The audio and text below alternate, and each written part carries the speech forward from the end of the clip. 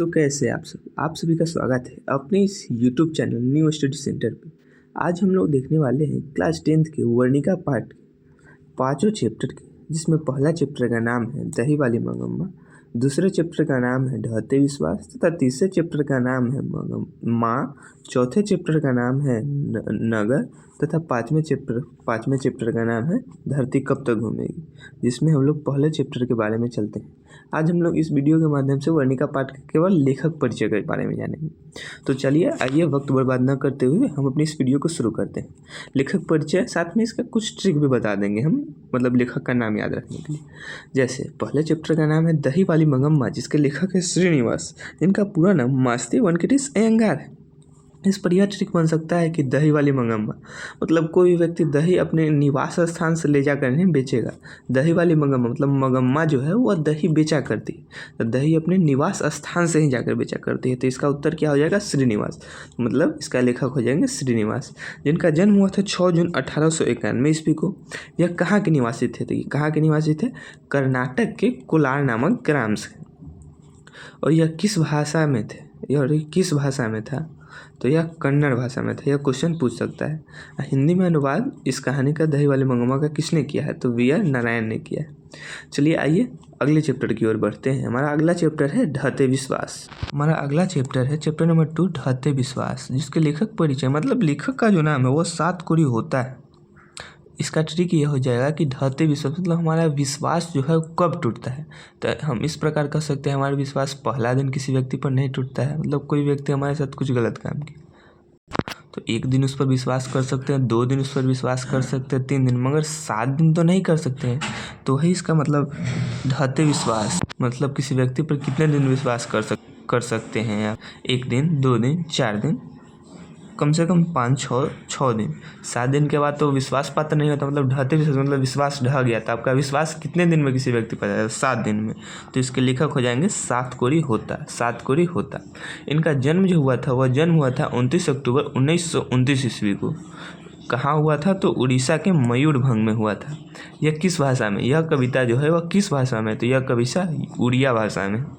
और हिंदी में इसके अनुवादक जो किए हैं वो किए हैं राजेंद्र प्रसाद मिश्र।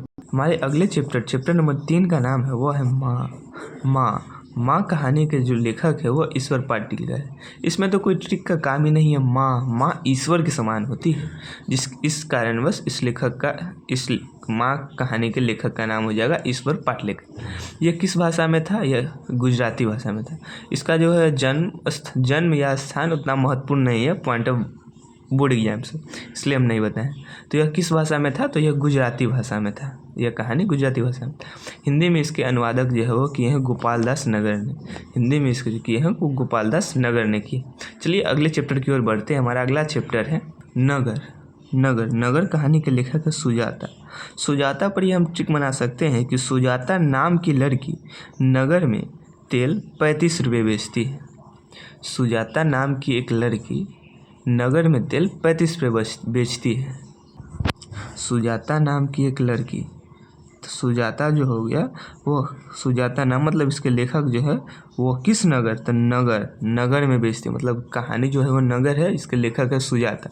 और तेल 35 रुपये बेचती है, मतलब 35 रुपये इसका जन्म हो जाएगा 3 मई 1935 ईस्वी को।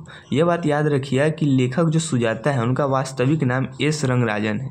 यह बोर्ड एग्जाम में मतलब बोर्ड एग्जाम के व्यू से काफ़ी इंपॉर्टेंट टॉपिक है कि सुजाता जो है इसका वास्तविक नाम एस रंगराजन हो गया। इनका जन्म 3 मई 1935 ईस्वी को हुआ था। तो कहाँ हुआ था? तो तमिलनाडु के चेन्नई में हुआ था। यह कहानी किस भाषा में है? तो यह कहानी तमिल भाषा में है। इसके अनुवादक है के.ए. जमुना। ये जो अनुवादक बोल रहे हैं यह भी हमारे बोर्ड एग्जाम के व्यू से काफ़ी इंपॉर्टेंट है, इसलिए आप इसे भी ध्यान रखिएगा। अनुवादक के.ए. जमुना। चलिए अगले चैप्टर की ओर बढ़ते हैं। हमारा अगला चैप्टर है धरती कब तक घूमेगी। हमारा लास्ट चैप्टर है 5वां धरती कब तक घूमेगी, जिसके लेखक है सावर दैया।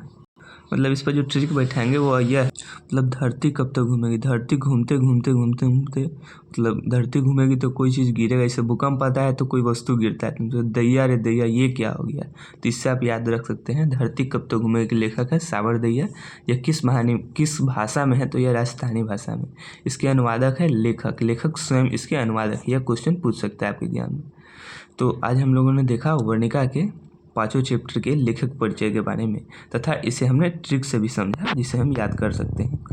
अगले वीडियो में मिलते हैं हिंदी के गोधली भाग में, जिसमें हम लोग देखेंगे गद्यखंड अंड और पदखंड के लेखक परिचय के ट्रिक के बारे में।